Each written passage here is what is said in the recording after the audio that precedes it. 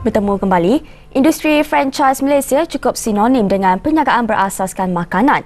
Ini apabila hampir 34% syarikat yang berdaftar di bawah pendaftar franchise Malaysia terdiri daripada sektor makanan. Jenama yogurt terkenal dari Amerika Syarikat, Tutti Frutti umpamanya, semakin mendapat tempat di kalangan penggemarnya di Malaysia. Potensi besar yang dilihat terhadap jenama berkenaan menyebabkan ramai yang berminat untuk menyertai perniagaan franchise yang dimiliki kumpulan NASA itu. Dan untuk mengulas lanjut mengenainya bersama saya hari ini ialah Isham Hakimi, pengarah NASA Tutti Frutti Malaysia. Baiklah, selamat datang Encik Isham ke studio Awani ini. Dan jika kita bercakap mengenai Tutti Frutti, tidak perlu bercerita panjang lebar. Kebanyakan memang tahu apa itu Tutti Frutti ya. Dan apa yang menarik di sini adalah betapa pesatnya ia telah berkembang khususnya selepas mendapat master franchise dari Amerika Syarikat itu sendiri. Jadi mungkin Encik Isham mahu berkongsi sedikit dari aspek itu. Terima kasih Serina. Tutti Frutti Malaysia, NASA Tutti Frutti Malaysia adalah merupakan pemegang lesen master franchise bagi negara Malaysia, Singapura, Thailand, Cambodia, Brunei dan beberapa negara di Timur Tengah dan Afrika. Tutti Frutti Malaysia mula beroperasi ya, di Malaysia pada tahun 2009 ya, dan kini as of right now kita telah berjaya memperkembangkan rangkaian outlet kita ke seluruh tanah air dan kini kita mempunyai sebanyak 100 buah outlet dalam tempoh yang agak singkat selama 2,5 tahun.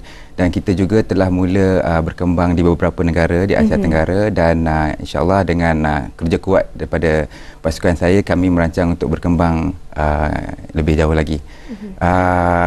Kejayaan ini adalah hasil daripada model konsep franchise yang kita bina, yang mana ia mudah diurus oleh franchisee dan dia boleh membawa pulangan yang menarik dan juga ongoing support sokongan dari segi operasi dan pemasaran yang sangat kuat daripada pasukan saya di NASA Tutti Frutti Malaysia. Dan seperti dikatakan tadi bahawa Tutti Frutti amat mendapat sambutan khususnya mungkin di Lembah Kelang sendiri. Namun yang menariknya adalah jika kita lihat outletnya di luar kawasan Lembah Kelang seperti Pulau Pinang, Ipoh dan Kuantan juga amat mendapat sambutan. Jadi apakah yang boleh dikatakan mengenai jenama Tutti Frutti ini? Okey, kalau kita nak lihat mula-mula memang pada tahun 2009 kita mula membuka outlet di sekitar Lembah Kelang dan setelah itu kita telah mendapat perhatian daripada beberapa peminat pelabur daripada sebelah utara, di Pulau Pinang, di Johor, tapi kini kita dapat lihat kita telah bertapak di seluruh negeri di Malaysia. Ia actually ia adalah hasil daripada kekuatan beberapa keistimewaan yang ada pada Tutti Frutti itu. Kalau boleh saya kongsi sedikit keistimewaan Tutti Frutti itu. Yang pertama pada saya produk kita. Bahan-bahan yang kita ada ni tidak boleh dapat di mana-mana kerana bahan-bahan material Tutti Frutti dicipta khas oleh Tutti Frutti Amerika Syarikat. Dan ini adalah satu yang sangat unik yang tidak boleh dapat di mana-mana, yang pada saya yang terbaik di pasaran.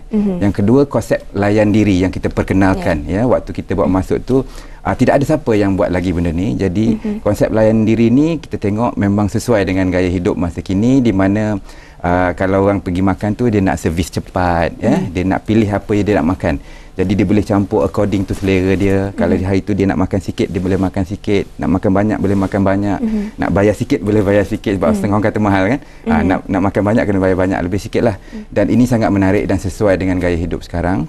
Dan konsep kedai kita, design kita pun agak menarik, di mana kalau kita tengok respon daripada pelanggan-pelanggan daripada Facebook kita yang sangat aktif, di mana kita ada lebih kurang 74,000 peminat dalam Facebook fanpage kita, dan kita boleh tengok bila dia pergi ke kedai, dia ambil gambar, dia post. Jadi dia sukakan konsep itu. Jadi kita punya strategi ni lebih kepada mengajak orang bersantai di kedai kita, konsep macam cool place to be lah. Dan yang paling penting sekali, yang mana saya rasa keistimewaannya, sebab bila Tutti Frutti Malaysia bawa masuk produk yogurt ni ke Malaysia, tak ada siapa lagi yang masuk. Jadi kalau andaiannya seperti kalau sekarang ni secara tak langsung, kalau orang macam dia ingat nak makan ayam tu, dia ingat KFC. Kalau nak makan burger, dia ingat McDonald. Jadi secara tak langsung sekarang ni kita punya keistimewaan tu, kalau ingat nak makan yogurt, orang akan ingat Tutti Frutti. Tutti Frutti. Dan mungkin kepada segelintir kecil di luar sana yang masih belum mencuba Tutti Frutti, mungkin soalan yang mereka ingin tahu ataupun yang mereka ingin tahu lebih mendalam adalah mungkin dari segi harganya. Jadi mungkin Encik Sama berkongsi dari segi kalau nak melabur. Bukan, dari segi harga jika mereka pergi ke Tutti Frutti dan hendak membelinya. Harganya dia konsep kita adalah layan diri, di mana dia akan pilih cup jenis mana yang dia nak, kecil, sederhana atau besar, di mana lebih kurang tak ada beza harganya sebab dipakai timbang. Kemudian dia akan pilih dalam kedai sekurang-kurangnya ada 8 hingga 10 jenis flavor. Dia boleh mix, dia boleh pilih satu flavor, dia pilih sampai 10 flavor. Kalau ambil cup besar tu orang kata takut mahal, tapi pada saya cup besar tu dia boleh campur.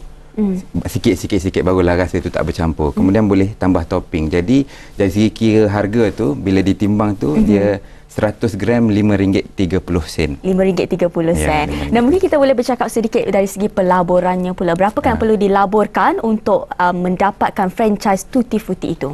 Okey, dari segi kalau berminat untuk melabur, jadi yang perlu pada bakal potensi pelabur ni adalah dia perlu mempunyai kedudukan keuangan yang cukup untuk melabur, dan juga dia perlu ada potensi lokasi yang nak dia cadangkan kepada kita sebelum kita buat analisa yang selengkapnya lah untuk bagi kelulusan. Jadi dari segi amount yang dia perlu sediakan untuk melabur dalam Tutti Frutti ini, dia lebih kurang bergantung kepada saiz kedai tersebut. Jadi ubah suai kedai itu bergantung kepada saiz kedai dan desainnya. Jadi lebih kurang antara 500 hingga 650 ribu. Dan mungkin bagaimana pula dengan dari segi ROI-nya pula? ROI bergantung kepada lokasi, dan kita dalam masa 2 tahun setengah ni kita dapat lihat prestasi outlet-outlet tersebut bergantung kepada lokasi-lokasinya lah. Jadi dia bergantung, kalau lokasi yang baik itu dia boleh dalam masa setahun ROI, tapi lokasi yang orang kata sedang-sedang sikit dia boleh antara 2 hingga 3 tahun. Dan bagaimana Tutti Frutti melihat persaingan dari jenama lain, misalnya mungkin bukan konsep frozen yogurt, but masih berada dalam kelompok yang sama, yang orang boleh generalize sebagai aiskrim makanan. Jadi setelah 2 tahun kita berniaga ni, memang kita agak kehadapan lah, sebab kita yang mula-mula memperkenalkan, di mana kita seperti menjadi penanda aras terhadap industri frozen yogurt ni lah. Dan saya memang maklum lah, memang ada wujud produk yang lebih kurang serupa dari segi jenama-jenama yang lain. Tapi memang ia menjadi ikutan, maknanya model yang kita perkenal ini adalah satu model yang menarik yang menjadi ikutan.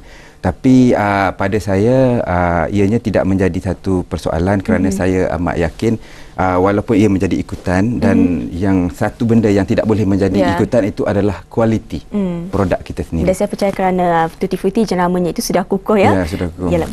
Baiklah, terima kasih Encik Ihsan. Nampaknya itu saja masa yang kita ada untuk hari ini, dan perbincangan itu tadi mengakhiri Bisnes Awani. Saya Serina Manikam, teruskan setia bersama Astro Awani, berita segenap dimensi. Salam hormat.